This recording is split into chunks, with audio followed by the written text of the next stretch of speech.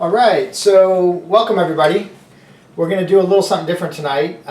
We've done the Friday Night Lives, we've done podcasts, we've done all kinds of stuff. We'll continue to do those, by the way, but we're kind of getting ready to formulate a new push this next year into this next year where we're going to do a lot of other things as well. One of them is going to be sketchbooking night, and probably once a month, I hope. We're going to end up doing these sketch nights, and so I just have a couple pages. I did a sketchbooking class with my dad this term. I actually took it. He taught it, and sketchbooking is a wonderful thing, as you guys, many of you know. Online we have coming up. My dad's doing 5 hours. Lucas is doing 5 hours. Eric's doing 5 hours, and I may or may not be doing 5 hours right now, but we'll have those 15 hours up for sure coming up soon. So anyway, this is a page of Frazettas sketches that I did. So ballpoint pen sketching is like your diary. You can learn anatomy from it. You can work on ideas for your fine art pieces or illustrations, visual development, concepting, cultivating memory work, all kinds of stuff. So let's just flip through it real quick. And some of these are cruder than others, but this is like, again, some Frazetta study, some figure invention over here that I'm doing. We've got this page where my dad gave us a bunch of different reference themed each week, and then we would try to compose it into a montage page. Again, there's no pencil work on this, so it's all freehand, which means that it's a little difficult, obviously, to get everything to work out always when you're doing those without pencil lead-ins. These are, again, just little quick Frazetta doodles. I've also taught a class in inking last term, so I did a little bit of ballpoint in the beginning of the term. That's how we usually start the inking classes, with ballpoint pen, because it's the easiest of all three of the, quills another one, and brush inking's another one. This was a neat little vignette, again, of an architectural kind of French cityscape, and I kind of just made up a little top part of it, but it was how to vignette, how to end the image in an attractive manner, right? So tonight we're going to be doing some samurai stuff from a show I saw up in LA that was kind of cool. It's, go ahead and draw along with me if you want. Again, this is just a little invention figure. Dean Cornwell vignette study. I don't know what that was from. There's another page where it's a lot of knights and witches and warlocks and stuff like that, so I kind of made a vignette page out of that. A little bit of Mad Max stuff. That was one evening we did a bunch of stuff from Mad Max. Some Phil Hale thrown in there just because he's awesome. And so you can kind of see me just exploring some of his poses and whatnot. And so tonight I did a little bit of a light pencil grid line, because this horse and rider is hard to do just while I'm talking freehand like I showed you those other ones. But that's how I normally sketch. A lot of times I don't do a pencil lay-in. Feel free to do this if you want. It's a light Prismacolor lay-in, just to kind of get the horse angles on the hooves and the rider and everything in its proper place. But sketchbooking should be a really fun experience for you. It shouldn't be white knuckle, crazy, hard, stuff. It should just be, kind of relaxing in the evening after a day of study, and a nice way to wind down the day, or maybe start the day, depending on who you are and what you like to do. So I'm going to get in on this. This is I picked this one where it was a profile writer, and it's at this samurai show up in I think it was the LA County Museum up in LA.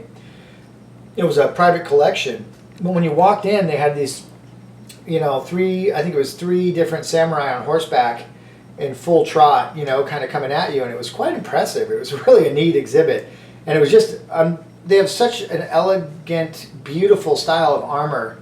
Probably one of the coolest looks that I think I've seen in armor design. I just love samurais. The mystique about them, the lore about them, they're really cool, and they really conjure up that Frazetta type kind of fantasy genre stuff. I would love to do a lot more pieces on them just for myself. But anyway, maybe I'll do that down the road. But right now, let's go ahead and just tear into this. So I usually start, if I was freehanding it, I would have started probably with the head, just drew it independently of everything else. And I'm using just a Pilot High C, High Tech C. I've got a 4, a 3, and I think a 5 maybe. And they're just nice little sketch pens. And they're black. You can use burnt sienna. I like to use that a lot of times. Little micron pens. But the main thing is making decisions on kind of going with and against the form and how your calligraphy wants to look. And that's something that you just have to develop. I mean, you look at other people's sketch styles. You know, if you go to the Comic Con or something, pick up some sketchbooks of other people. Just always be aware of, you know, how people are working, and just kind of start borrowing some of the calligraphy that you like from your different heroes, different people that you want to emulate. I like Claire Wendling's stuff a lot. I think her style of sketching is really sweet. I like Frazetta's, obviously, and you know, just there's so many of them. Neil Adams and a lot of the golden age of illustration guys I love, but there's also a lot of contemporary younger artists and illustrators that have just beautiful sketchbooks. So I think, you know, keep your eyes open. Now on the helmet, there's a little bit of a, it's almost like it's been hammered, or it's been, you know, it's not smooth. It's got some bevels and whatnot on it. So I have to ask myself, do I want to just uniformly shade against it or with it, or do some kind of knitting together of the strokes and kind of a lattice work? They're all options. So the important thing to remember is that there's no one way to illustrate anything. And when it comes to inking, man, there's just 100 ways to slice it up, 1,000 ways, I don't know, a lot. Any questions, or are we doing questions, or? We're doing questions. Okay. None coming in right cool. now. Well, I'll just keep drawing. So if you want to draw along with me, you can pick the same reference, or you can pick another one. And I just put up a few images I thought would be fun. And you know, you always have to worry about the copyright thing and everything. So I just kind of threw up some of my own. And I just wanted you guys to be able to have fun sketching along with me. And it's just really kind of going to be, each time we'll pick a different theme, or we'll do different stuff. Sometimes maybe I'll pick a favorite artist of mine to emulate. Other times I'll do some photos, and we'll do architecture, do people, animals. So the helmet is this angle on the head of this helmet. They have such cool face plates and armor, face armor. Very menacing looking, very intimidating, I'm sure on purpose, but really cool. So I can't really get to take advantage of it that much from this angle, but that's okay.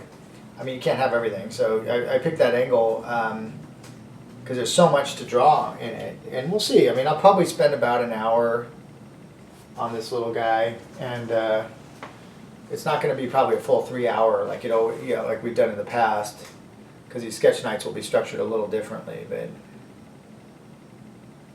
And so yeah, sorry about last time. We were trying to do it where we could stream Lucas as well, but it just wasn't, the tech wasn't cooperating that evening. So I apologize for any disappointment there. But we're, you know, it is what it is. Stuff's going to happen periodically. So. Must remind myself to be open-minded and flexible. Okay, these bands along the armor and the upper shoulder area. And again, I'm not going to be exactly right on because I'm drawing fairly quickly, and I'm not, I'm using some general guideline, very simple guidelines, but nothing that's projected or anything like that. So it's you know, it's going to be me just kind of filling it in and just going from piece to piece. Got a question here. Is it okay to trace a master sketch? How do I pick up their fluid movements? I mean, you know, tracing is one way. If you want to, it depends on what the impetus behind the exercise is. If you're saying I want to just get to painting like this person as quick as possible so I can learn how to push paint like them, then you might want to use a projector, or you want to get the image down that way or grid it out. If you're saying, well, I want to learn how to draw better freehand or paint, and lay in the painting with a brush, and I want to get better at that, then you'd want to just go in alla prima and just kind of lay it in with your brush as you go. And so it really depends on what you're after and what level you're at. And you know, a lot of times when we do master studies, I mean, it would take people in the class, half the class, just to draw the drawing properly. And if it's a painting class, then the last thing you want to do is suck up all your time in the class having your people do drawings that aren't even quite accurate, and then they're not even getting to the painting part of it. So it depends again on what you're doing, what you're trying to accomplish, what level you're at, who you're studying, why you're studying them. So all those factor into whether or not you would grid it, freehand it, use a projector, or whatever. Yeah. Got kind of a follow-up one here from another student. How do I conduct a study? Everyone I know says to do studies, but I don't understand what I'm supposed to retain from a study. Do you give any insight on that? Well, again, you know, I mean, retain, you're not trying to do a forgery. You're trying to get the feel of that particular person. So a lot of people hyper-obsess too much about, oh, what's the palette? I have to have his exact palette or her palette. in order to do this. And I just did a master study. We just finished it. We're finishing the boot camp right now, which is our monthly, our once a year boot camp at the Atelier. And we have some people in from all over the world. Some are online students that are coming in to work with us in person, which is really cool. But I did a master demo yesterday of Nikolai Fechin, one of my favorites, and just showing them how I go about it and what I do and why I do what I do. And so again, having some mentorship or a tutor or a teacher around while you're doing it is hard to find, because not a lot of people aren't good enough to paint like these different people. But they're also, it's very an art in and of itself. So you can try it by yourself, but if you, and again, this is not a sales pitch for the online, but if you are online, we've got master studies coming in a lot of different areas. Like I'm just finishing up figure phase 4, which is Velasquez, and it's Fechin, and it's Bouguereau, and it's Zorn.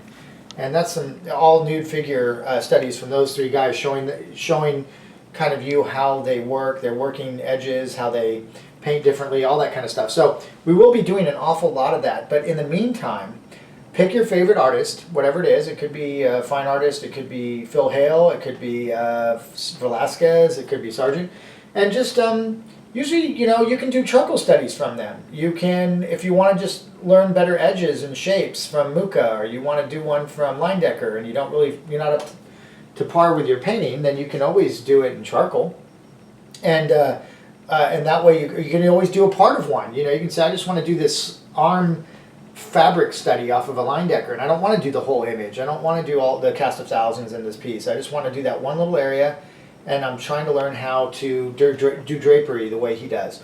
Or I'm just going to do all Leindecker hands for a month, and I'm just going to draw hands from all of his illustrations, and that's all I'm going to work on is hand indication and knuckle indication and all that kind of stuff. So you can really tailor it to whatever you want to do, and you sometimes want to like hang out with an artist for a while, like maybe a month with an artist and tap out. Especially when you get really hot on an artist, you might find a new artist online or something, and then you look them up and you find out they have a book and it's all their work, and you just really want to dive in there and start getting as much as you can of them into your brain, into your thought process.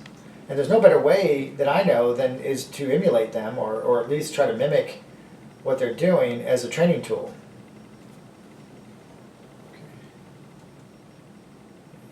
Hopefully that answered that question. Okay, so you can see how I'm kind of just getting the guy laid in, and I'm kind of using different ink strokes, some against the form, some with the form. Stopping every once in a while to look at what I've done and see whether it looks like as a whole it's stacking up well and it's reading well. And again, I'm not using whiteout. I don't have any way to really erase mistakes. So in a direct approach like this, you have to be on your A game. You have to be a little more vigilant. You can't be tired. You've got to be kind of looking at it at a way more acute level. And inking is great for teaching you that. It's teaching you how to think ahead, plan your moves, like a chess match with yourself, visually. Optically, you're kind of really getting in there, and you're having to make decisions on the fly. Do I go with a form? Do I go against the form? What form am I even going against? Do I even really know what form it is? Do I know anything about knuckles? Do I know anything about armor? Do I know anything about a horse anatomy? All this stuff's going to come up on the fly as you're doing this, and there's going to be a little bit of anxiety possibly that comes up from that. And try to relax into it and know that it is hard to know everything about everything when you're an artist, especially a visual development person or someone that's trying to get into that. You really have to be so well-rounded. And I was talking to some of the people in our boot camp about this. You just have to you have to be pretty good at everything. Good at animals, good at tech, good at people, good at perspective, good at freehand perspective. It's just a lot to know. So if you're a younger artist and you're watching this and you're wondering, how am I going to get where I want to go? I want to be one of these lead conceptors at one of these big animation houses, or DreamWorks, Disney, Imagineering, whatever. It's all doable, but you just have to plan appropriately, work diligently and patiently, and have a game plan. And that's the whole thing I was trying to teach people in this last 8-day boot camp. I can't teach people how to draw and paint in 8 days. Michelangelo wouldn't be able to do that. Sargent wouldn't be able to do that. But what you can do is you can teach them what they don't know, teach them where to go, options that they have for training properly, how to set up a proper training regimen, what it looks like to do a master study, what it looks like to lay in a head properly in a long demo, how to do a 20-minute head lay-in, what it looks like, how to do figure quick sketch using the Riley abstraction. You can set it up to where you can at least expose people to what the options are. Let them know where they're at, where they need to go, and then try to give them a logical trajectory with which to get them there. Now, it's not going to probably be what they want to hear, because you might say it's going to be a 5 to 10 year trajectory that you're trying to set up for yourself. And then that's assuming that you follow through. So, you don't want to scare everyone away and have them freak out, but at the same time, it doesn't help them to paint an unrealistic picture of what they're up against. You want it, so it's somewhere in between there that you want to let people know, like, hey, this is kind of what I know. Now, you may be able to do it a little faster, you may do it a little slower, but from what I've seen, this is kind of what I've seen, happen. And from that standpoint, it's just a very logical, organic type process. But don't worry too much. I mean, just get in there, like, so inking, sketchbooking, we're going to use that as a part of our repertoire, right? And it's going to be maybe a more important one than you have given it credit for. Again, it's where you go to intuitively memorize bits and pieces of anatomy, where you go to cultivate your invention skills and remembering things, and how to take reference and break it down into interesting vignettes and all these different cool stuff. So sketchbooking should not be underestimated. We will do a lot more of it. I will encourage you, and hence this once a month maybe reminder of, have you been doing your sketchbooking? Have you been getting in there and following through on some of these things we're talking about? Now, the way he's sitting on this horse, I'm kind of bending the leg a little bit more. I like the kind of shin guard that he has on. It's a little clunky looking. It's a little bit thick. I might want to cut in on it a little bit and give it a little bit more stylization, maybe thinner ankles. I'm just thinking as a designer here and kind of spitballing here. I'm not really sure I want to do that. I mean, I'm kind of thinking out loud, giving you guys a little insight into the way I'm looking at this reference. Remember, part of the way, what I always say online and what I always say to my students is, all good art is part what you know, part what you see, part what you know, and part what you wish you saw. That last part of the equation is the most magical of all, what you wish you saw, but you can't really do what you wish you saw unless you know an awful lot. So it's a little bit of a catch-22. Once you know a lot, then you can bend that information into a vision that you want. If you don't know a lot, then you're at the mercy of having to copy what's in front of you, whether that's a model or whether that's whatever. And then you don't really have a lot of strength in the department of your own individual vision. So what we want to try to do is train academically, which takes a lot of time and effort, which we've already talked about, in order to free ourselves up to be more of an interpreter of nature and of reality rather than a copyist of reality. And that's for me. I mean, that's what I'm looking for. Some of you may not share that affinity, or you may say, well, I don't know. I agree more with Sargent, where he says just paint what you see and everything will be okay. And I would say, okay, well, there's, that's one way to look at it. But you've got to look at the context with which these people say things, because I know for a fact, looking at Sargent and looking at some of the reference that does exist of who he painted, that he was doing an awful lot of subtle manipulation of what he saw, painting the person in the best possible light, tucking up a chin, removing some crow's feet, taking liberties, and that's invention. That's painting what you wish you saw, not what you were seeing. Now, he's one of the greatest examples of an artist that could and did paint with incredible insight into what he saw, and was probably, I would say, 3/4 of the time, way more reliant on what he saw versus what he knew or wished he saw. And that was just the way he chose to work, and I think he was one of the best at it. So he's an extreme example of almost the opposite of the equation I just told you. But if you went to Frank Frazetta and you said, okay, Frank, would you paint, how do you paint? He would say, well, I paint part of what I see, very little, most of what I know, and almost a ton of what I wish I saw. I mean, he would be so far on the other side of that equation from Sargent that it wouldn't even be funny. But who's better as a painter and who's more powerful? They're both phenomenal painters, right? So how could we possibly say Sargent is that much better than Frazetta? In some ways, you might say, well, it's technical proficiency or this or that. I'd even argue that. I mean, I think Frazetta's dexterity might be one of the best hands ever. But that would be an argument that would be interesting. But I think it's still, to me, every artist is part of that equation, either in the middle or the front or the back, heavily weighted. And a lot of it has to do with your training, the amount of training you've done, the kind of unique training you've taken on. And so you can't paint what you wish you saw if you haven't committed to memory huge volumes of information over lots of years of repetitious training. So if you have not gone through that kind of rigid training, you aren't going to be probably subscribing to that thought process because you don't have an option to, because you haven't done that kind of training, so it's not even an option for you to do that. And so anyway, that's just something to think about, some interesting food for thought as I'm sketching along here on the backside of this horse and down into the leg and just kind of sketching it out. So we have another one here, another question. I draw people in life in my sketchbook in public coffee shops and settings like that. And do you have any tips on how to approach drawing in these types of settings? And how do you approach utilizing the abstraction when you're drawing a figure in motion like that?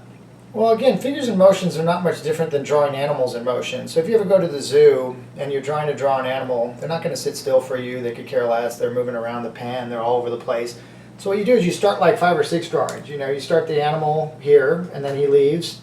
And you start the other animal, the same animal at another angle, and then you start it. And when he comes back to that one angle, you go back and you glue another section of him on. And then he goes back to this other drawing. Oh, that one's closest to this drawing. Then you go over and put part of him on. And at the end of the day, you have a whole page of cool sketches of the animal, but they were all done piecemeal and put together out of necessity because there's no other option. So when you're drawing people, you can kind of do the same mentality, which is I think it's really a case study in figure invention or head invention. So you have to have the Loomis head committed to memory, how to draw a 3/4 straight on profile head without looking at anything believably. You have to have the grid system of the abstraction firmly in place by doing lots of tracing layers over photos, a lot of sketches in your sketchbook of it, and all this kind of stuff, so that when the model moves, you can either work from recall, your visual memory of what you remember seeing, or you just, again, glue pieces together or wait for that guy to turn his head back around to where it kind of looks like where you were. Hopefully he'll stick around for a while reading a newspaper or talking to somebody or whatever, or on his iPhone or something, and you can just kind of incognito kind of piece together the drawing. But that is like trench warfare, guerrilla warfare sketching. I mean, that's one of the hardest styles of sketching, is going out into a target-rich environment with things that are moving and then try to capture them. So it would make sense that basically you're just going to fall into the realm of having to do figure or invention. So you have to have, again, a huge storehouse of knowledge and information gathered at leisure in sketch situations in your sketchbook, but also with the charcoal drawing technique that we talk about. All that stuff would want to be working at a very high level in order for that to become not only a doable experience, but a somewhat pleasurable one, and not just have it be complete white-knuckle, crazy, experience that's not very fun for you and you didn't garner much from it other than stress. So yeah, you got to prepare for those kind of situations. Now you could try to get good by going into those situations and throwing yourself into them and hoping that over time you can develop a technique, but I think it's better to mirror that or add to that a lot of academic training where you're memorizing, again, Loomis heads and all these things, so that when you see a guy or girl or whatever at a coffee house, you immediately inject in a generic head like the Loomis head, and then bend their likeness around it. Now if you're a caricature artist and you work at places like Legoland or SeaWorld or something, I don't know, there's a lot of guys that I know that started that way and it's decent pay and everything, but that's another situation where a lot of those guys have to be good at that kind of drawing because they're drawing people so quickly, kids that won't sit still, I don't know, any number of things that could happen in a situation like that. So yeah, I think it's just get out there and do it if you have fun doing it, but also start training rigidly and specifically in other modalities so that you can bring that back into your coffee house sketchbook stuff. I remember when Steve Silver, was in our classes years and years ago, and he's a great guy and phenomenal sketch artist, man. I mean, just stellar, and he used to go to Starbucks and he would draw these great caricatures of everybody, and then he would put them in, make them into like a coffee table book or something, or some little book, and he puts out some beautiful books. Again, Steve Silver, and he works up at Nickelodeon now and does Schoolism and stuff like that. So he's a great guy, and what a wonderful sketch artist, man. I mean, I used to look at his sketches, and they were just really, really fun to look at. So I've got a pretty good one here. I've heard there's a difference between being carefree and careless. How does one develop their method of knowing the difference between the two? Those are good questions, I mean, carefree, the best way to be carefree is to be truly knowledgeable of your subject. I don't care what it is that you're trying to do. But when you have an intuitive grasp of the concepts of what you're doing, it automatically frees you up and gives you this sense of air of relaxed confidence that you just cannot fake. So whether it's me sketching like this and chatting with you, you can pick up on the fact that I'm not white knuckling in it. I'm conscientious of the fact that this is a very difficult piece of reference, and that I kind of bit off a kind of a complicated little situation here for myself. But the confidence of all the years of drawing, all the years of communicating, all the years of teaching, I can rest on that to give me that kind of relaxed confidence that you're talking about. Faking it, it's like trying to fake being spontaneous. It's like, be spontaneous. I'm getting ready to be spontaneous. Here it comes. You already missed it. You're already on the backside of it when you're starting to try to be spontaneous. So with all this stuff, it's just a delicate balance. Most of the freedom and intuition will come from slow, methodical, logical training over a long period of time. There's no fast way to that. And that's what everybody's looking for, is that, okay, how can I quickly become confident? You can't. You can, slowly develop a huge amount of knowledge that frees you up to be confident in your chosen field or subject, whether it's philosophy or I don't care what it is. But you need to be a master of the concepts in order to free yourself up to not have to think about them and be so uptight about them. So I don't know, hopefully that helped a little bit. I know it was a little bit whimsical, but anyway, that's my 2 cents on that. So here's a question that kind of touches a little bit on what you talked about. I'm going to guess the answer is going to touch on that a little bit. Why are you changing the direction of the hatching on the leg of the horse? No particular reason other than my repetition is monotonous. Like the same stroke over and over, it looks boring. It's like, so you want to think about, okay, I don't have as thorough of a knowledge of horse anatomy as I do human anatomy. But I do understand the basic gist of it, and I understand the basic turning of the forms and where there's hard angles and where there's like ligaments and tendons coming in. So on the front of this part of the leg here, there's quite a sharp edge, and then there's some little stringy tendinous, fibrous little tendons kind of running off of it, ligaments. And so I'm asking myself, do I want to go against that, or do I want to go with that? On that knee, do I want to go in uniform shading, or do I want to go back and crisscross in like I'm doing right now? I could do either or. Both could have worked.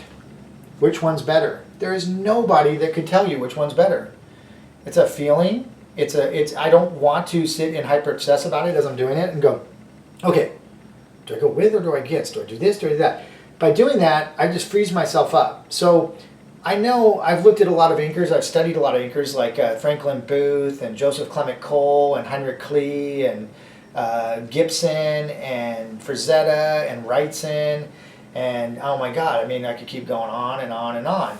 And all these people have certain ways of shading certain areas that are stylistically the way they approach attacking an inking problem. So first and foremost, I kind of asked myself where I've studied all these people, but now I'm not really thinking, I'm not sitting here thinking I want to do this exactly like a Joseph Clement Cole, or I want to kind of knit this together kind of like a Franklin Booth. I'm just simply, I've acquired, again, all those studies have freed me up now to go improvisationally and create something of a similar feeling. Okay, so it's going to be a hodgepodge. And I could look at this leg later and go, God, I wish I would have knitted that together a little differently. And I could have, but I didn't. And it's okay, because I had to do it on the fly, and there's no way I could have stopped and really thought about it, but I would have lost some of the spontaneity of it. I'm also talking and moving and thinking about the question you just asked and trying to figure out how to logically answer that while I'm trying to draw a hoof or the top of it. And so in some ways that's good because it takes my brain and says, okay, Jeff, you're going to have to rely on your improvisational sketching ability that you've developed over the last 30 years of doing it.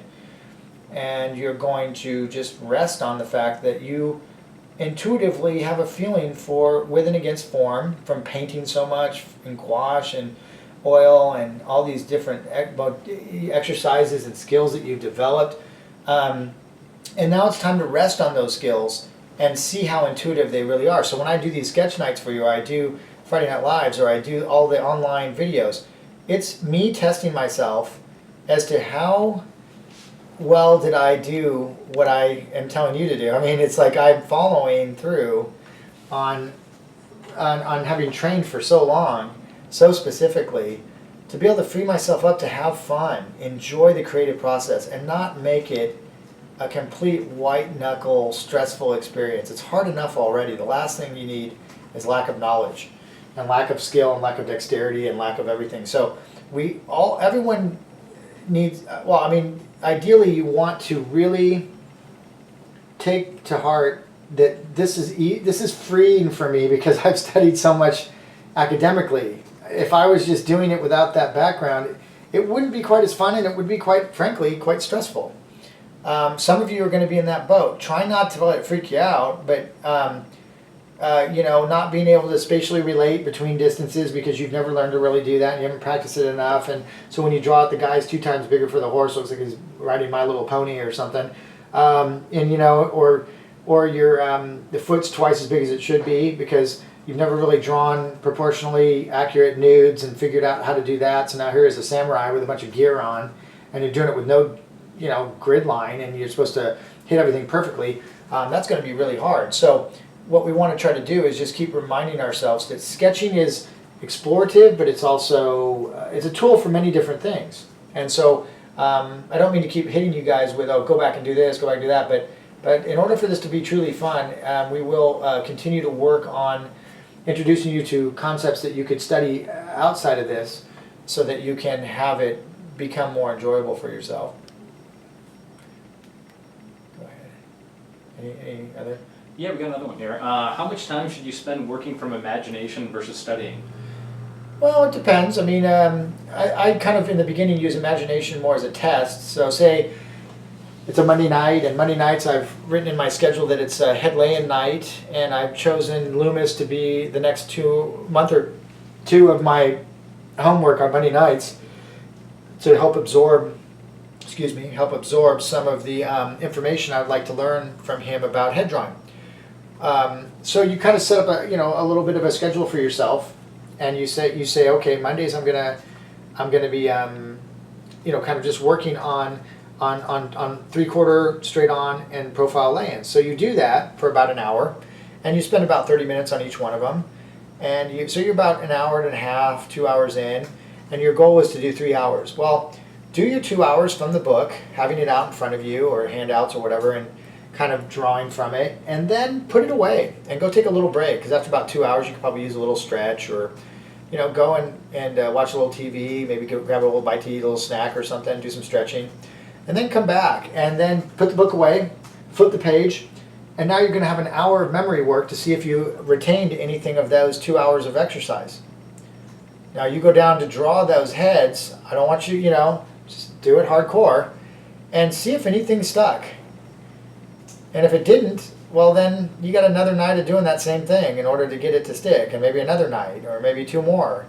But whatever it is, it's a way to test yourself to see whether the information that you drew has become ingrained and is more or less intuitive to the point where you could utilize it in clutch situations, job situations, life drawing situations. And if it hasn't, then we need to go back and we need to do that again and again and again, and however long it may take for you to absorb that. Now, as you strengthen in this ability to do memory work versus observational work combined, you'll start to see that your muscle memory gets stronger. Just like muscle memory on the physical body, your body gets stronger when you work it out. It gets weaker and atrophies when you don't. It's just the way it is. The brain and drawing is no different. When you practice it regularly, you get stronger at it. When you stop, you weaken. I know people don't want to hear that, but that is what, in my experience, what happens. So what we want to do is again periodically test ourselves. Now this testing can get into really advanced modes of testing depending on how long you do it and what level you're at. We have a class at the Atelier where we bring models in, and the whole class is designed around invention. So we'll say have one example would be quick sketch from memory. So the model will come out, and normally we draw a quick sketch in either a 2-minute, 3-minute, or 5-minute segment. Well, now the model will come out, and for one exercise we'll just observe the model for 5 minutes with no drawing, just observing, and then the model will leave and we'll draw it for 5 minutes. Now another one will come out and we'll draw it for 5 minutes, and then the model will leave, we'll flip the page, and we'll then draw from memory for 5 minutes. And we'll make comparisons whether or not the observational memory technique was stronger, or the drawing it first and then drawing it second was stronger. Now usually in the beginning, drawing it and then redrawing it is going to be stronger than just looking. But it's amazing, we do long drawings that way too, where the model will come out and take a pose, and for 20 minutes you'll draw the head, neck, shoulders, and then you'll flip the page and the model will take a break for 20 minutes and you'll redraw the same thing you just did. So you'll have two concurrent drawings going, but you can't refer back to the one that you did from life. So one's done from life, one's done from memory. And you'll do a 3-hour drawing that way. And it's amazingly effective at training the eye and stuff. But these are all little tricks you can do to start trying to get your powers of memorization up to snuff. You know, and again, and then at some point you hopefully get good enough to where maybe you get a job at a concepting or something. So now you're getting paid to practice creating, scenes and characters and creatures and stuff from raw memory, or from hodgepodges of reference and stuff. And you're actually getting paid now to do these exercises, which would be ideal for most of you. And you can get there, but it's going to take some time, and you need to spend some time training properly, in my opinion. And of course, I'm a teacher, so I'm going to say that, but it makes it's good common sense, and I think it's comes from a good place, and it's not just a sales pitch. It's really telling you, whether you go with me or someone else or our school, you need to get training somewhere. Just sitting at home sketching all the time, it'll get you a certain distance, but you need someone guiding you, someone directing you that's been through it, that knows what you need to know and where you need to go, because otherwise it's just really it's painstakingly slow, the process. But anyway, hopefully that maybe helped on the memory thing. So we've got one here that talks about your sketchbook styles. I've seen in your sketchbook some less realistic style sketches, more animated and exaggerative styles. How often do you break away from drawing and painting realism? I spent a lot of years, training to become a really great conceptor, visual development guy. And that was the good part of my 20s and 30s, and I kind of left it a little bit behind, because you have to pick your battles at some point. You can't run one of the most, we're right up there with the ateliers, and run one of the bigger ateliers, teach full time, do your fine art, go over and have a career in in concept and visual development. I tried that, and I did it in my 20s pretty successfully, but then you get older, and your body just can't do that kind of grinding 3 careers going simultaneously at full bore.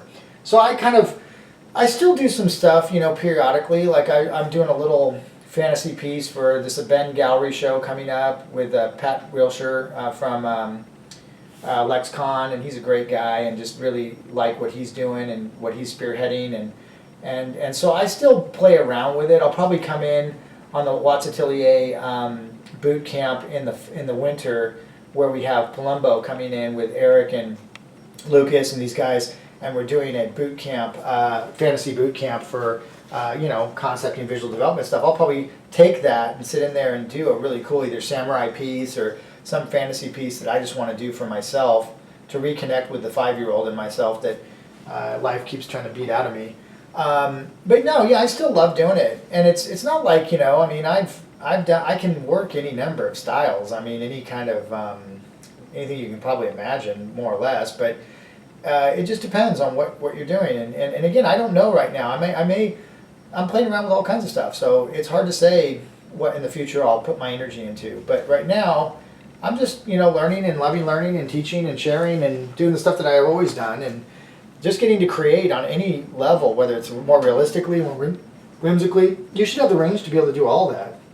You shouldn't be limited by anything other than your imagination and your interest. You shouldn't be like, oh, I can't work like Bouguereau, it's too tight. Or you should know how to do that. You should be able to turn around and paint like Fetchin. You should be able to turn around and paint like Phil Hale. You should be able to, you should have the skill sets that just, lots of things are at your disposal. I can't tell you how liberating and fun it is to just have lots of skill sets. But you have to earn those. So there are languages that need to be learned, and you will. But yeah, I don't know. Sometimes I do more whimsical sketch styles. This is like a little bit more technical because, again, I could have started out and kind of done it more whimsically and then tried to get it to be real, almost like looser and more organic. But it just didn't feel like this particular exercise, for me, felt that way. So I'm kind of drawing it a little bit more, I don't know, I wouldn't say stiffer, but more technical maybe.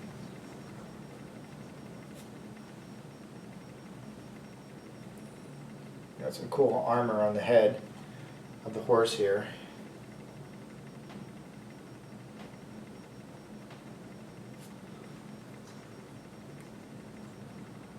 And as we do more and more of these sketch nights, some nights I will just go off the cusp and maybe just do figure invention all night and not have any reference.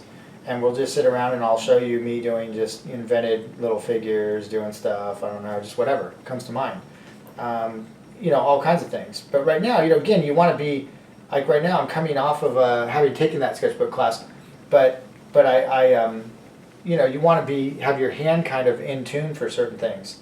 Because obviously some styles of drawing are harder than others, and when you're coming in and always doing these online things, there's a little bit of nerves involved. There's a little bit of like, oh God, I don't want to mess up in the middle of a Friday Night Live or something. I mean, I always feel that way, whether I'm teaching in class or whether I'm doing stuff for you guys for free or whether I'm doing it for the online. It doesn't matter. It still stresses me out, and I have to do it. I take it seriously,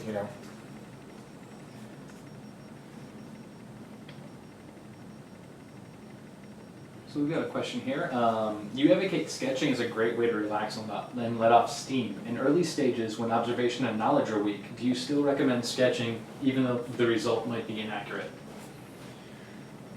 I mean, you have to determine that. I mean, I don't know. I think, again, a lot of the stress comes from how we perceive things, self-judgment, being hard on ourselves because we expect things to be either easier when they really aren't, or we want them to be easier but they really aren't, and now we're disappointed and we're hard on ourselves and beating ourselves up when we really don't have the right to because we really haven't trained hard enough, proper enough. So I think in those early stages when sketching is actually more stressful than it is pleasurable because your knowledge base is weak and you're not fully at your game, there's a period of time in all training where it's just it's kind of like more hard than it is fun.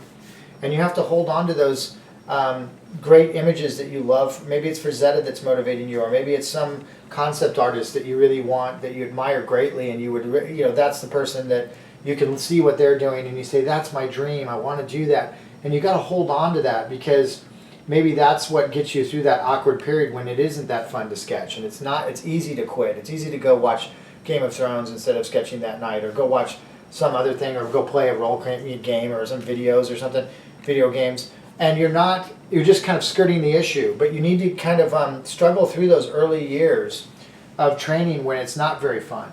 And that's what kind of makes it so rewarding when you do get good at it, is that all of a sudden it comes together and you start seeing that your sketches come out better than what's in your head.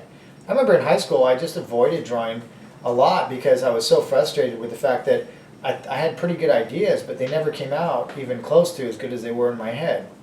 And that was extremely frustrating. So I played sports and did other things and kind of avoided diving deep into this stuff because it was so damn frustrating.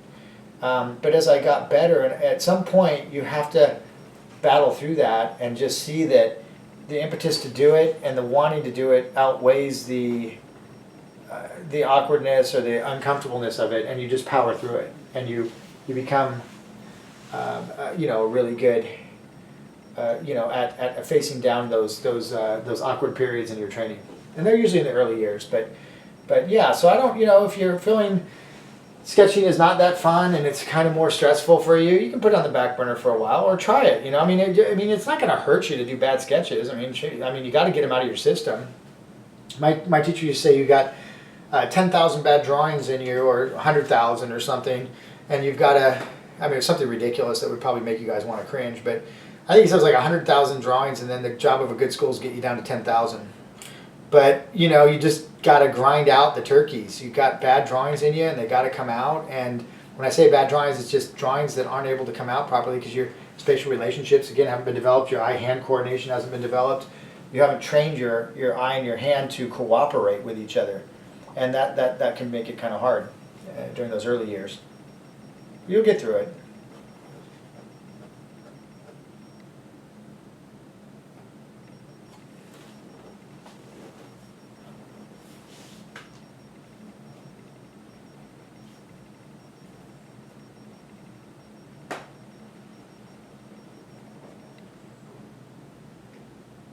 So we've got a question here. I've heard that figure drawing is one of the best ways to improve your skills. If I cannot find any place that offers classes, what is a good alternative?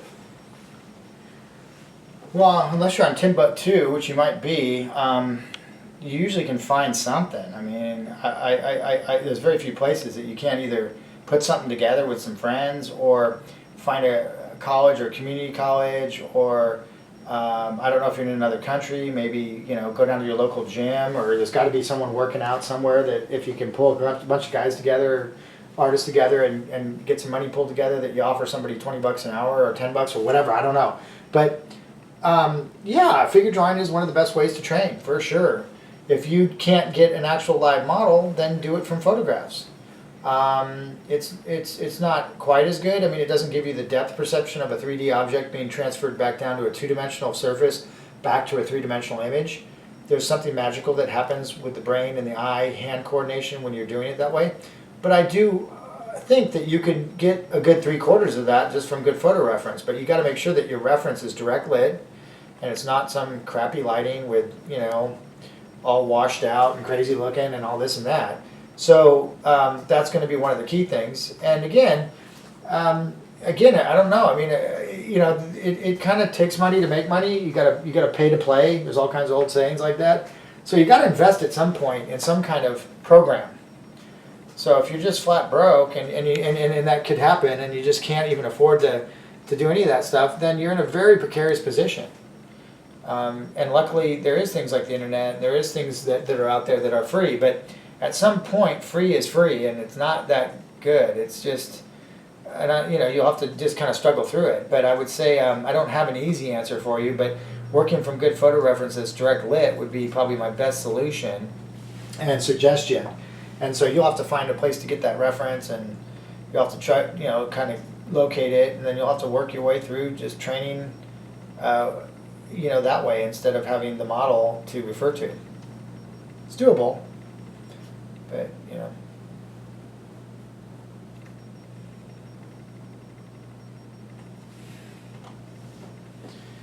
Okay, so I'm kind of knitting together this little lower leg here. Again, you can let some of the strokes kind of go with the form, some of them go against the form. Again, let the strokes kind of dictate. Try not to overthink them. Try to play around with them. Try to just learn to develop a sequence of knitting together your shadow shapes that looks fun and whimsical and believable to you. So this one's it's a little more kind of stiff, but it's a nice sketch. It's not quite as whimsical as those little Frazetta sketches and stuff, but those are pretty uniquely, again, probably just done doodling around, but I'll do some of those down the road for you guys.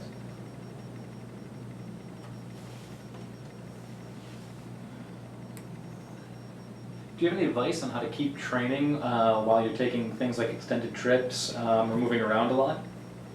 It's all challenging, but I would say just you got to get some different ways of working. That sketchbooking is great because you can just sketchbooks are small and ballpoint pens are easily accessible anywhere, and you can be drawing in the train station, you could be drawing in an airport, you could be drawing from magazines, you could be drawing from people sitting around, you could be, it's really hard not, moving doesn't really minimize or it shouldn't really keep you from training.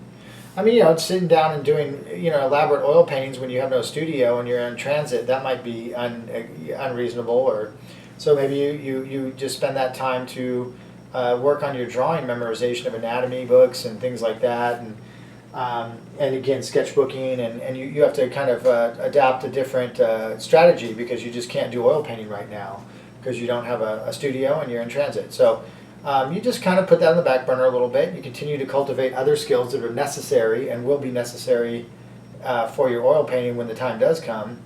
And you don't just stop doing everything. You just work with what you can, what you have at your disposal.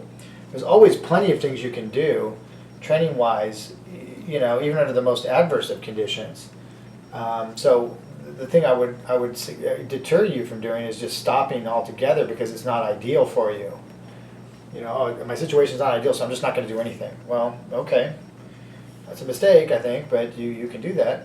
But I would say just do what you can. Well, if all you can do is sketchbooking, then sketchbook like a madman. Just spend all your time doing that. I mean, it definitely will pay off. So there's always something you can be doing, no matter how complicated your life is or how crazy.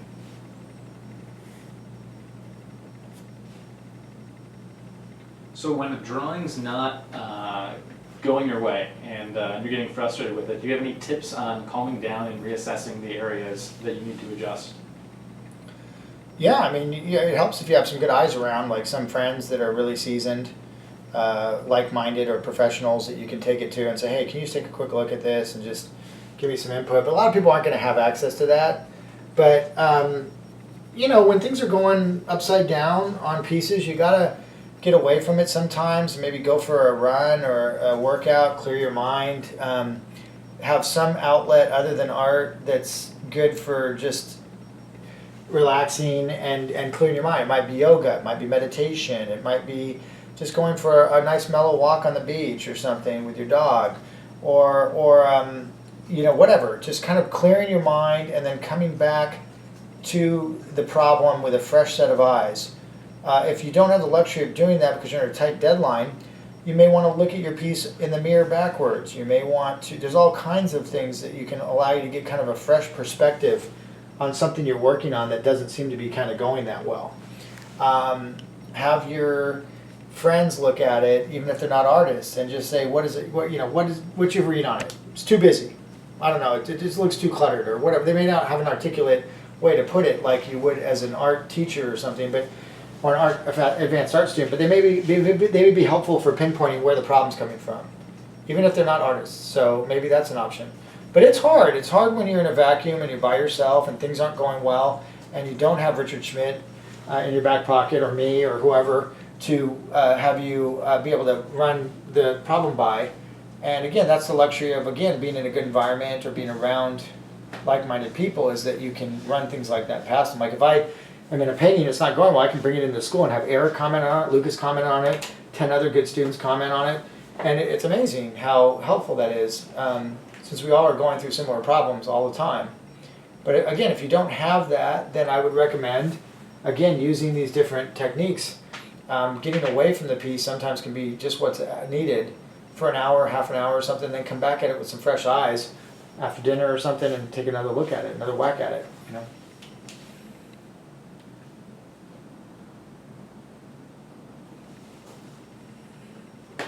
So I'm taking the tail, I'm going to make it a little bit more like it's, kind of flowing, because obviously it's in a vacuum, but it's supposed to be moving, and so there's certain things like the tassels and stuff that don't seem to be moving quite as much as you'd want it to be if it was actually in motion like that. But so I might try to wrap the hair on the tail around a little bit and kind of keep it a little bit more chill here.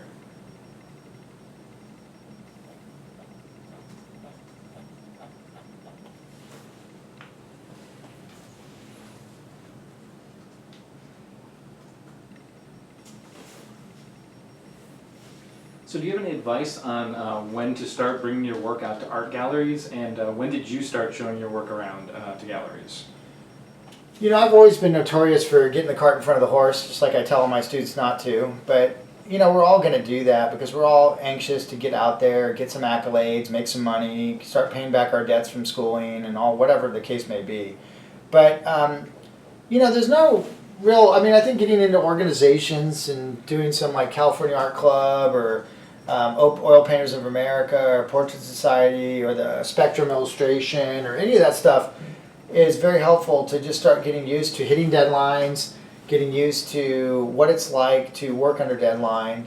If you haven't had a lot of experience with that, going into a gallery, and you might get picked up with some fledgling gallery or some new gallery, and that can be very good at times. But there's also a danger in going to just any gallery, because some of them are unscrupulous and can be difficult to work with, and you don't want a bad experience right out of the chute. Like someone not paying you for work or getting caught. Now you're going to have some of that happen.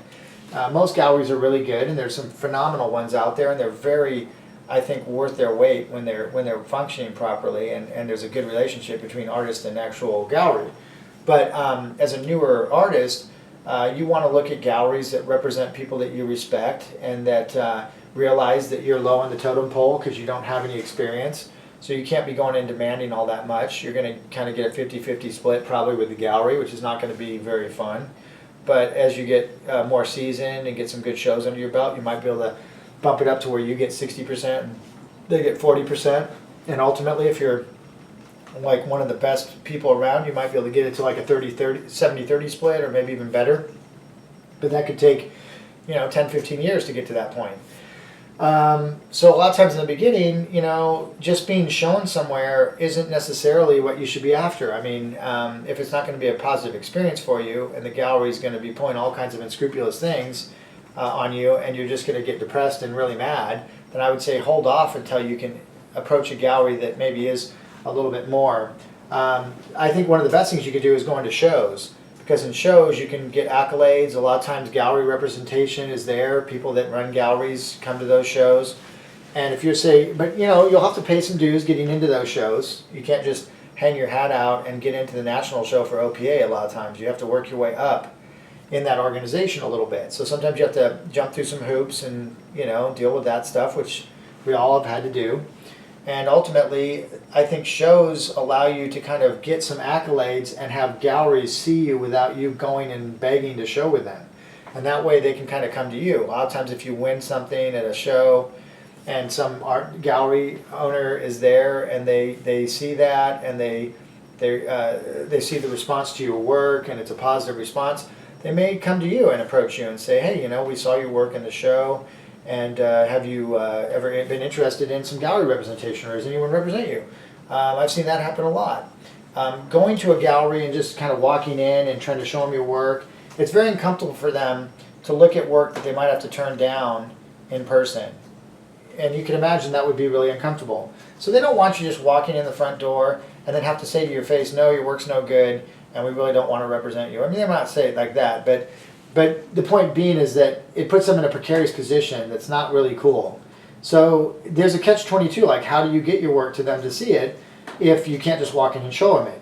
And if you send it to them or you send an email, is it even going to get seen? Well, it's better nowadays, it's easier nowadays than it's ever been to be seen, to get out there. So I would say shows are a great way, having a good website, maybe being active on social media. There's lots of ways that you can get your work out there for people to see, and you never know who's looking. I mean, now with music and everything, I mean, it's a lot easier to find talent because the talent has an access point with which to show their work. Where 10 years ago, you had to send your slides to a gallery and hope that somebody looked at them and hope they didn't just throw them in the trash can or whatever. So it was a lot harder to get some traction in the market. So yeah, knowing when to go to galleries. I mean, like I said, start entering shows. Hopefully some people start encouraging you or taking note of your work.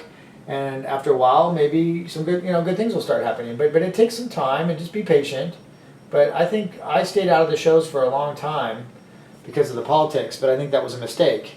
When I started doing the shows and going out to the shows and showing up, I started meeting editors from magazines.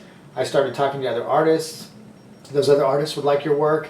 A lot of times they're in a gallery and maybe their gallery asks them, hey, who do you think is we should keep an eye out for? And, oh yeah, man, this young guy I saw, he's really good at the show. You might want to take a look at him. A lot of artists, so you really want to make friends with artists, be cool, go to get in shows, submit your work. When you get in the show, if you can by any means go out to the show and actually be there in person, a lot of times it's hosted by a gallery. If the gallery likes your work and you're there in person, you may be able to talk to them and say, hey, I just wanted to see if you might have any interest in showing my work. Your work's on the wall in their gallery, which is nice already. They've already kind of know who you are. And so you kind of have a nice in for being able to communicate with them and say, hey, in a nice casual environment, without feeling like you're being too pushy, or you're kind of going in and putting them in a comfortable position. So I think those are all the kind of suggestions I would say for that. Okay, so I'm kind of coming to the end of this little sketch here for this little horseback samurai guy here. It's not going to be a long night because like I said, I've been teaching grinding the boot camp, and but I didn't, want to leave you guys hanging, and we were intending on doing this a couple nights ago, and it just didn't work out. So I wanted to make sure that I kind of came back and did a little something for you guys out there. And thanks again for tuning in and just watching these things. It's fun. They're fun to do.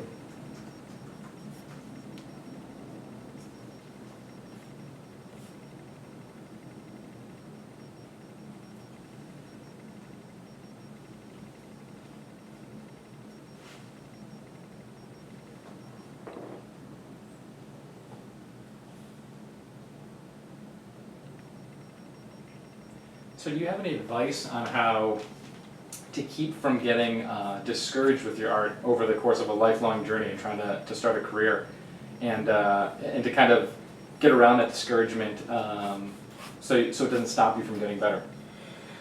Discouragement I think you shouldn't maybe look at it as a negative. I mean, if you were content with everything you did, you would be very difficult to grow, and it would be a very I know artists that need to be a little more frustrated with their work, need to be a little bit more, because they just like everything they do. And that's a terrible way to be. It's also terrible to hate everything that you do, right? So I see there's got to be a happy medium somewhere in there. You're going to go through really tough periods. People are going to die. Divorces are going to happen. Crap's going to happen, and I don't wish it upon you, but it's going to happen. And I've been through some ridiculously difficult times. Some self-imposed, some not. But when you go through those periods, you just have to, the only position I think you can really take is that what doesn't kill you makes you stronger. And in the process of going through these tough periods, it's a chance and an opportunity to refocus your energies, to refocus on what's important in your life, what you maybe you're pushing too hard, maybe you're unrealistic with your goals, maybe you're doing things to make your life even harder than it needs to be. A lot of times I think the best advice I have is have some self-compassion for yourself. Know that what you're doing is a noble pursuit, but as a result, not everybody cares about that, right, in the business world. But what you know in your heart and in your soul is that you are pursuing something that is very soulful and requires a lot of your inner personal vision, as well as your integrity, your heart, your love. Your soul goes into this work, your work. And it hurts and crushes when people step on that and kick it around and insult it and do all kinds of crazy stuff. And so there's a lot of times when you're going to be fighting an uphill battle, but you have lots of people like myself and other people that are fighting that battle with you and that are also believe in it. So it does touch on philosophical stuff and on everything else when you start getting into these questions that have to do with how does one keep enthusiastic when life kicks you in the crotch or whatever. You got to build character, right? You use that as an opportunity to pull yourself up by your bootstraps and really dig deep. And that's where you really find who you are, what you're made of, how you operate, what's important to you, what you really do want, and how you're going to get it. I mean, all these things you're not going to learn them if they just get handed to you on a silver platter, right? So when you are going through those tough times, it's nice to have an environment, if you're in one, that you can lean on other friends and people that, artists and stuff, and say, hey, I'm going through this tough period. But your art can also be an anchor point during those times and can act as a safe haven, so to speak. When you're going through really rough times, art can be very healing, very spiritual, very, I don't know, it's just a great therapy actually. And it can be somewhere where you can find some solace, some peace in an otherwise tumultuous period in your life. You may be able to almost lose yourself in your fantasy art. And maybe some people say, well, that's avoidance and that's bad and you shouldn't do it. But sometimes you just need to avoid crap, you know? It's just too heavy for you. And you just can't handle it and it's crushing you. And go into your work and lose yourself in it for a little while. I mean, don't, you know, I mean, I'm not saying like become delusionary or something, but try to just let it be a venting aspect for you. If you're going through a painful period, paint that pain.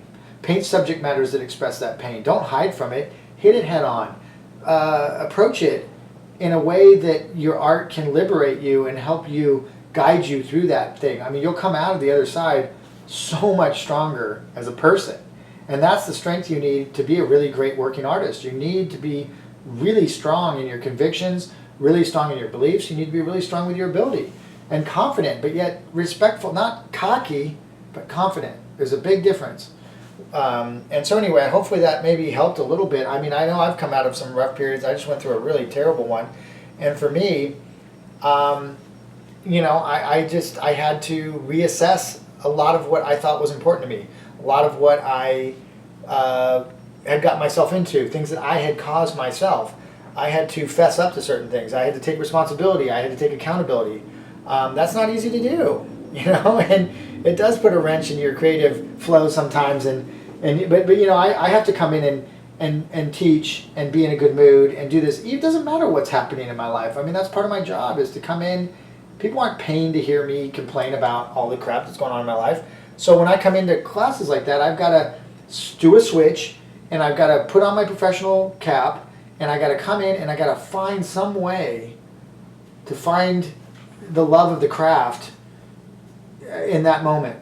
And it's been a great test to me, but also a great reminder of what motivated me to be an artist in the first place. You know, I always think of Jerry Maguire, and I think of that line where he says, "Do you remember when you used to play the sport for the love of it? I mean, when you just did it without the money, without the contracts, without the crap. You know, do you remember? I mean," and he's asking him, "You do remember that, right? When this wasn't about that, right? It was about something else." So right now, anyway, hopefully you'll go through those tough periods. Hopefully you have a network of friends and family and people that can help you out. But otherwise, let your art be that for you, if possible. You know.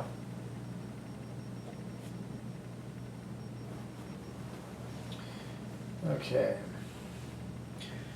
Let's see.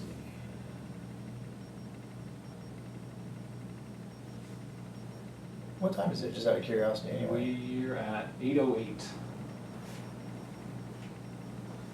Huh. What to do?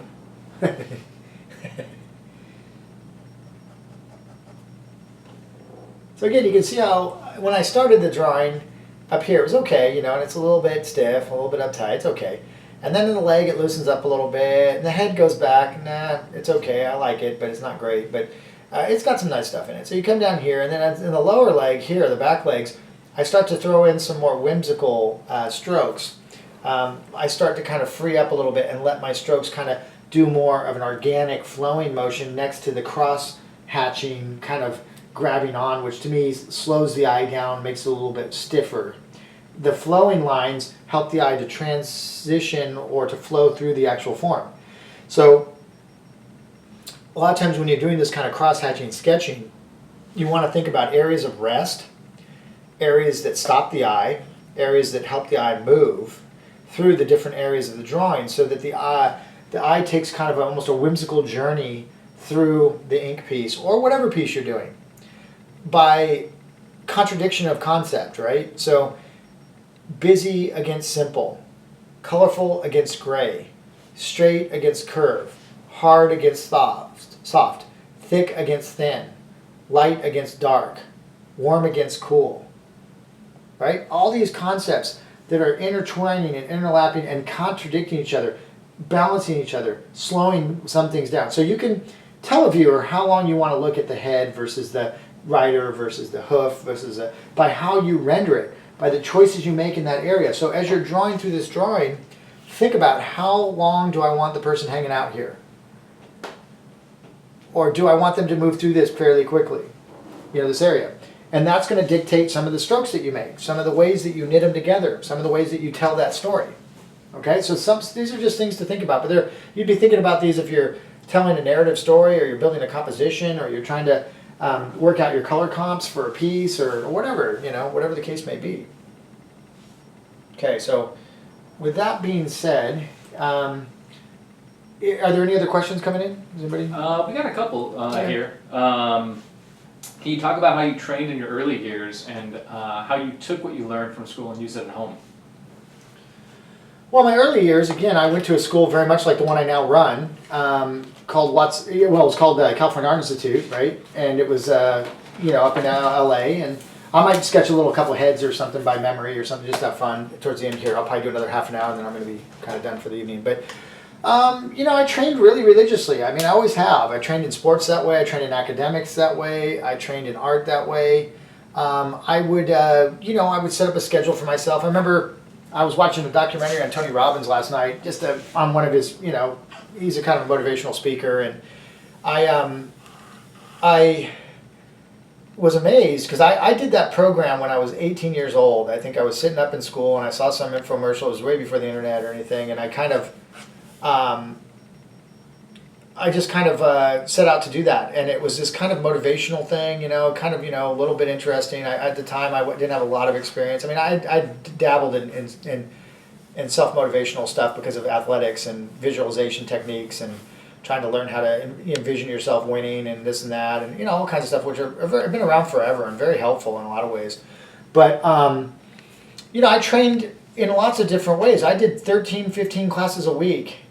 And then I went home and I trained for about the same amount at home. So I did about a 40 to 50 hour work week of studying and training. And I treated it as if it was a job. It was like a part-time job or a full-time job or whatever.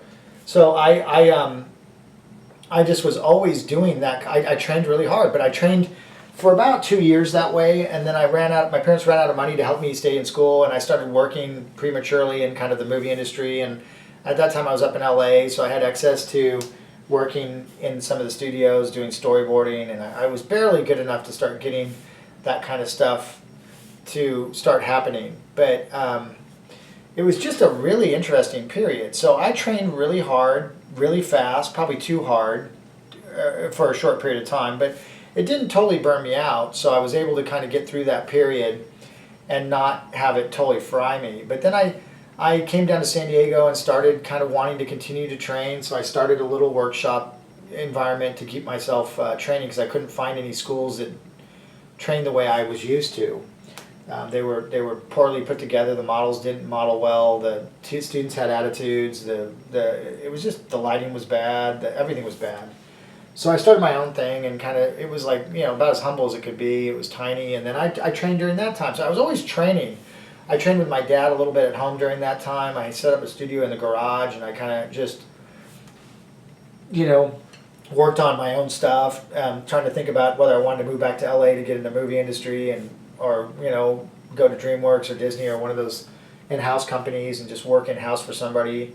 There was a lot of tumultuous periods in my early 20s, like they always are, where you just don't know what you're doing, you don't know where you want to go, you're not sure how you're going to make it a reality, you're pretty strapped for cash always, and all that kind of stuff. But I always had faith that if I trained properly, trained intelligently, invested in my training, invested in my education, that it would pay off. And it did in spades for me. But so I still trained very religiously. I've kind of eased up in the last couple of years, but I did a good, 25-year stint at least of hard, consistent training.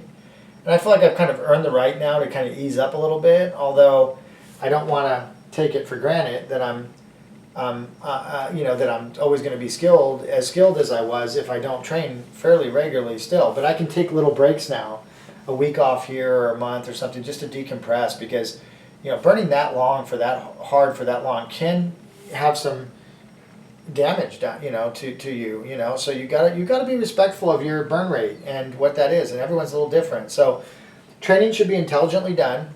That means under the tutelage of somebody that knows the trials and tribulations of it, ideally. If you can't, then you do it the best you can on your own, whether it's with an online type program or something, but some kind of guidance of some sort. But when I didn't have a lot of that when I was training. Like I would have loved to have had a program similar to the ones that I just designed, because I found, trying to get through Bridgman by myself, trying to get through these different anatomy, where I had no anatomy classes when I was, no one ever taught us one, no one wanted to teach it, no one could teach it. There were a lot of gaps and things that just weren't accessible.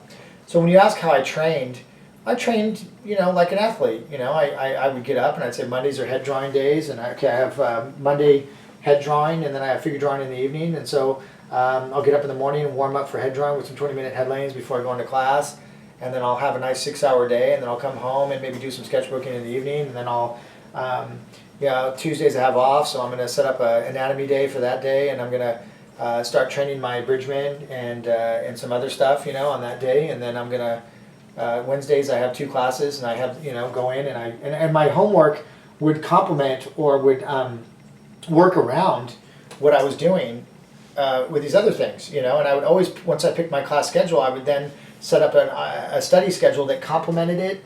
Sometimes it filled in gaps that I wasn't getting in school. Like for example, maybe one semester I was doing a heavy figure semester, so I was neglecting my head drawing. So I would then make sure that at home I was getting some head drawing in, and I would factor that in. But I knew that the point of that term was to focus on my figure, so that my heads were going to suffer a little bit, but I just didn't want them backsliding permanently. So I'd always be balancing these different concepts and coming up with creative little exercises to keep myself enthusiastic and excited about the process. Studying artists that I admired, making sure that I was just excited, trying to keep that excitement going, because it can get a little hard. So when I do these little sketches like this, I might just do little doodle heads. I might sit and again kind of come up and say, okay, I'm going to do the center line, the Loomis lop off the side. Sometimes I might just draw little skulls just to kind of remind myself. I might be going in heavy with the abstraction from the Riley and kind of utilizing it, and then just kind of going in really expressively and kind of seeing if I can,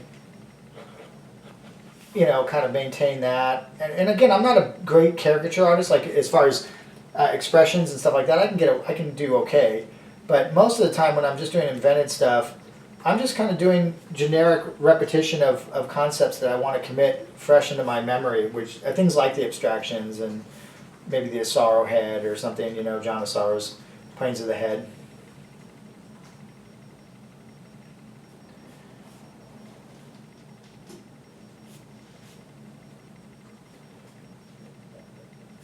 Thomas, Jeffrey.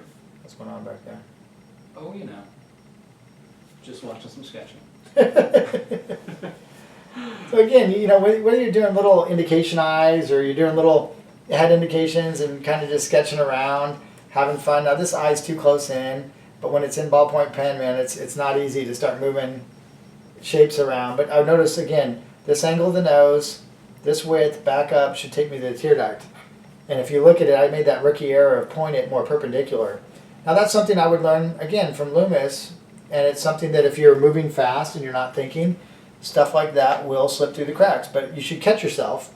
But the only way you can catch yourself and realize that happened is if you knew the rule in the first place, which means you had to study it slowly and meticulously at some point in order to be able to catch that. And so a lot of times when you're doing this stuff, you just got to remind yourself that it's kind of the reason I was able to notice that eye was not located properly was because I had done some due diligence in the Loomis ahead of time and knew that was a rule that I had just broken or an area that had slipped through the cracks or whatever you want to call it.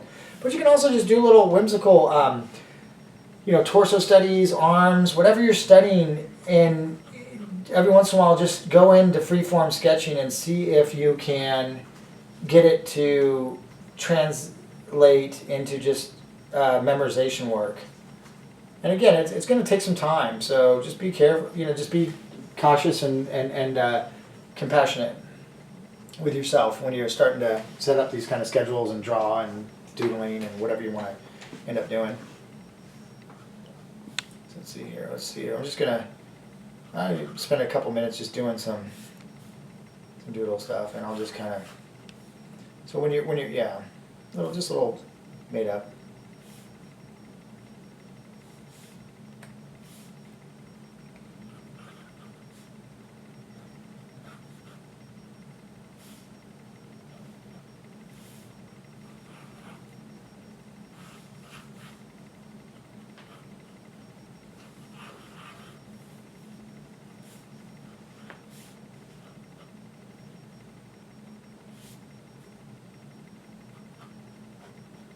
Here's a little question on training.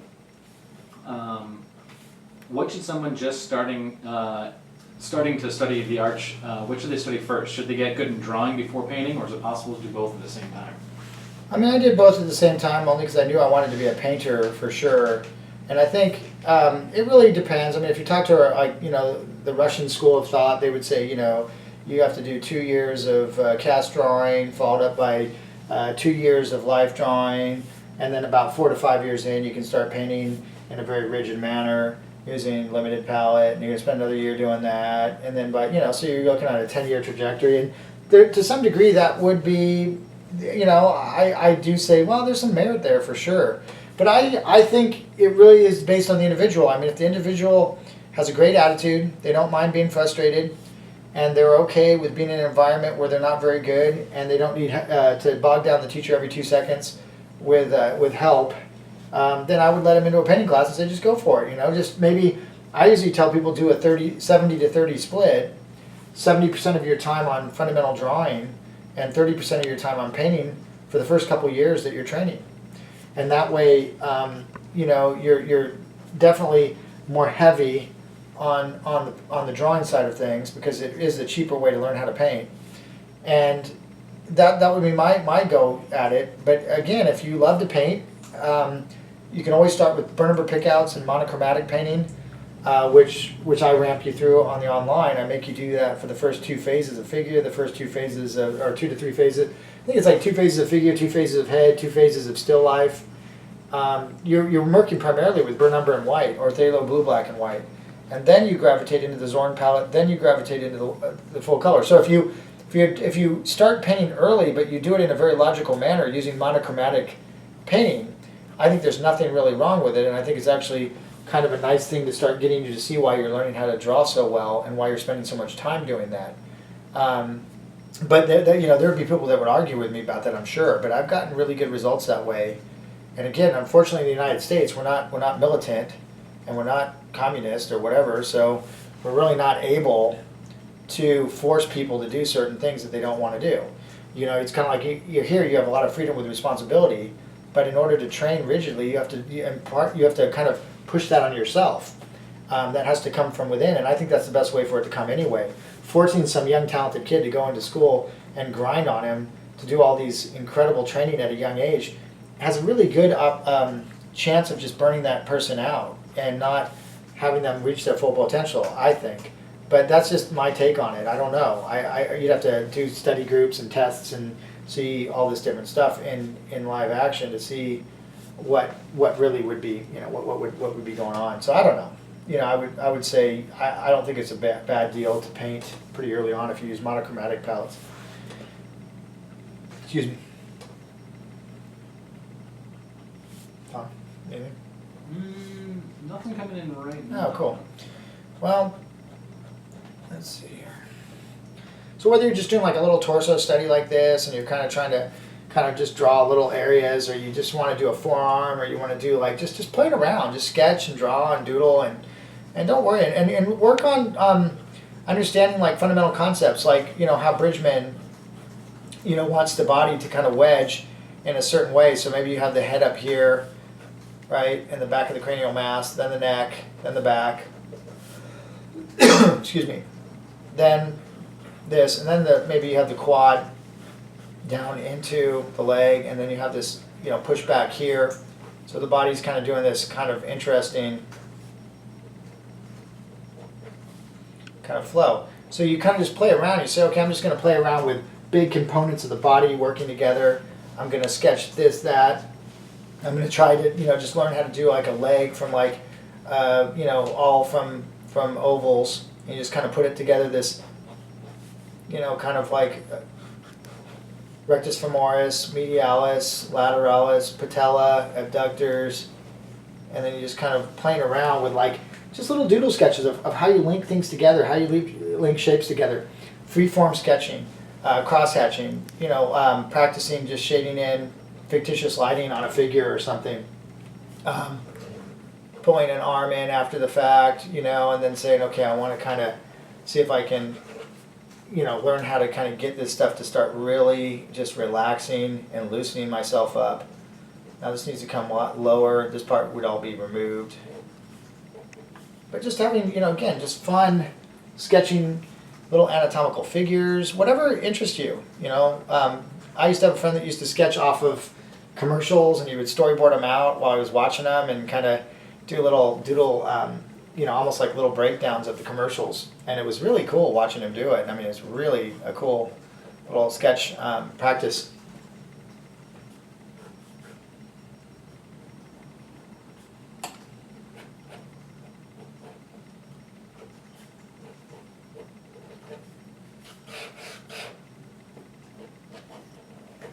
You just start with a little figure. You kind of explore stylistically how you want to approach it. You kind of start sketching little doodle areas. It's just really fun to watch sketching happen, I think. Watching my dad sketch is just really magical and fun. So hopefully we can get him one of these days to come on and do some stuff on one of these Friday Night Lives, because he's a great sketch artist. Really fun. Anyway, so I think that's going to kind of wrap it up for tonight.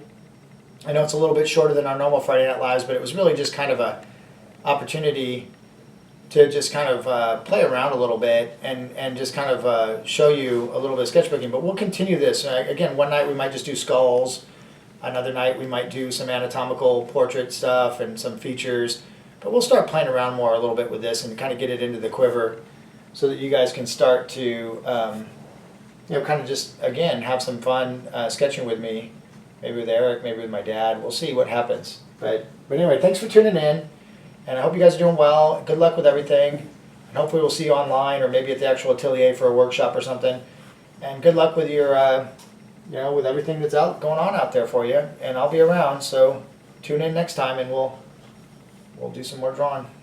Take care.